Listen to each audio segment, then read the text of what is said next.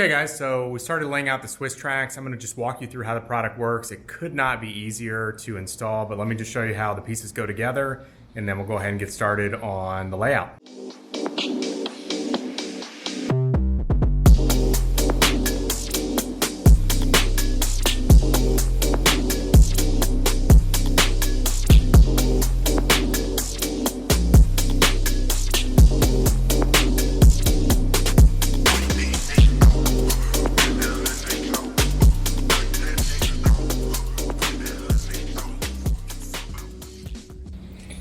So I've got one small section here that you can see. This is 4 tiles. So each of these tiles is about 16 by 16. That's one of the things that I really like about this product, is that it's a really good size. It gives it much more of like a commercial look as opposed to like a residential look, 12 by 12.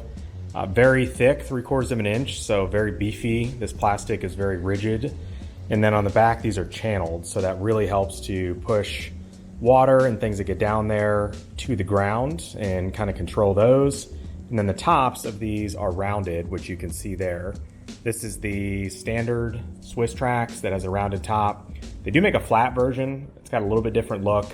Went with the rounded just so that any dirt or debris that falls on this tile has much less chance of sitting on top of the tile. So everything should fall under, and this should really always look clean from above. So each tile has 2 sides. It's got a looped side, which you see here. And then the other 2 sides, it's got a peg side. So there's 2 peg, 2 looped, and it is as simple as you might assume. This all just clicks together. The only thing you really need to be aware of is that it needs to be sometimes rotated 90 degrees so that the loops line up with the loops and the pegs with the pegs. And that's kind of hard to explain, but just testing this piece out, occasionally I would have like the pegs down in loops here, but then I'd come over here and there are pegs and there are no loops. And I just needed to rotate this, 90 degrees or whatever. So there is a specific way this goes together. And then these are the end pieces. And these happen to be the looped end pieces. So they click into the system like that, where the pegs from the tile actually go onto the loop. You can get these in pegged. The looped I went with just because it kind of grabs better, I think, from the tile. So this is being pulled up, into the tile, as opposed to this being pegged and just having a chance to kind of like get caught and maybe pop off or something. So the fact that the loop sits underneath the edge tile, I think is going to keep the end pieces, really secure as you drive over. So anyway, we have cleaned the floor, as I mentioned. We did finish the concrete patching in just a few spots. I didn't get it perfect. I literally just kind of filled these holes because, again, this system's going to sit in a large tile field. And so, kind of minor variation shouldn't be a big a deal. So what we're going to do is we're going to go ahead and do 2 courses back. Okay, so 2 tiles back and all the way across to kind of give ourselves a sense of how these are going to interface with the garage door, whether we need to stop it here, short of the drain, or whether we're going to go over. I do think actually upon examination, we're going to probably stop it short of the drain. A little worried about bridging this gap here and tires rolling over that and this starting to snap or break. This is a pretty decent transition height-wise. We'll get this stuff laid out and kind of see how it matches up, and then we'll be ready to really blow and go through the balance of the garage. And then when we get to the cuts, which will be on just 2 sides, I'll show you how that. So this is going down pretty nicely.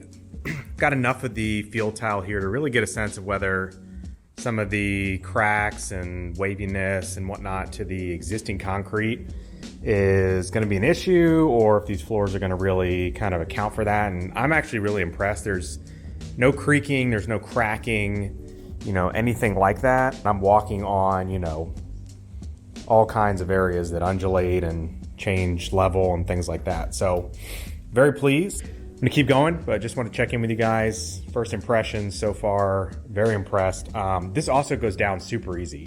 So this entire section you see here that I have down, which is probably about 1/3 of the garage, maybe almost 40%, not quite. That is taking me a combined amount of time of maybe 30 minutes. So I would say to do a 400 square foot garage, this size, you're probably talking about an hour to hour and a half for the field tile. And then, probably another hour, I would think, of the cuts, right? So we're gonna have cut pieces in the corner here and then all the way down this run, and then we're gonna end up with cuts all the way underneath the cabinetry. Not many systems that are this quick. I mean, you think about epoxy, those kind of other options. This is super fast, and I think people neglect to talk about that as a pro for this. A lot of people talk about uneven floors, they talk about hides dirt, all that kind of stuff, but just speed. I mean, doing an epoxy floor in this space would take a week probably of prep and etching and coating and drying and flaking and sealing and everything. So speed's definitely an advantage for this too.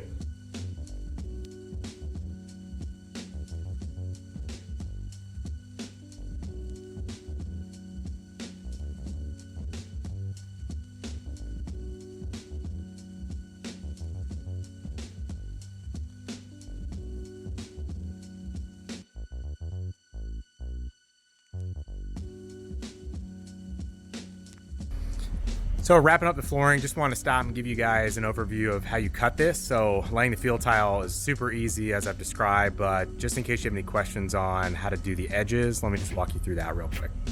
Okay, so essentially all you need to do the edge is obviously you need to take a measurement. So go in the garage, figure out your top and bottom. If you've got an older garage, mine happens to be out of square. So some of these are the even amount on the top and the bottom. Some are off by maybe a 1/4 inch top and bottom. If they're even amounts, what you want to do is orient the tile. You're going to need to look at it and figure out where the loop sides and the peg sides need to go relative to the tile you're inserting it to. Really just triple check that orientation, get that in your mind. And then if it's an even cut, I highly recommend using a table saw. I picked this one up pretty cheap. You can certainly do this with a circular saw, with a reciprocating saw.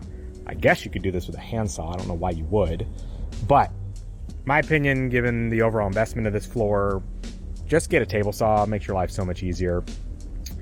And you're gonna set your fence for your distance and just run it through. And of course, like anything else, just be sure that you're cutting the side that is actually the piece you need to save, as opposed to the waste. In the instance that you are not dealing with a square wall, what we've been doing is just measuring the distance off and marking it, using a straight edge over top, Sharpie, and just run a line down so that what you cut will be on the waist side, and so the Sharpie line won't be on the other side.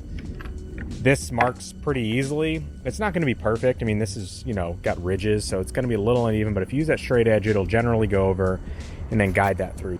These push through the table saw pretty easily, in my opinion. So long of the short is I would highly recommend you invest in a table saw, given the number of cuts you may have if you have an irregular garage, given the fact that you really want as clean a cut as possible. So you can see that's a pretty nice clean edge.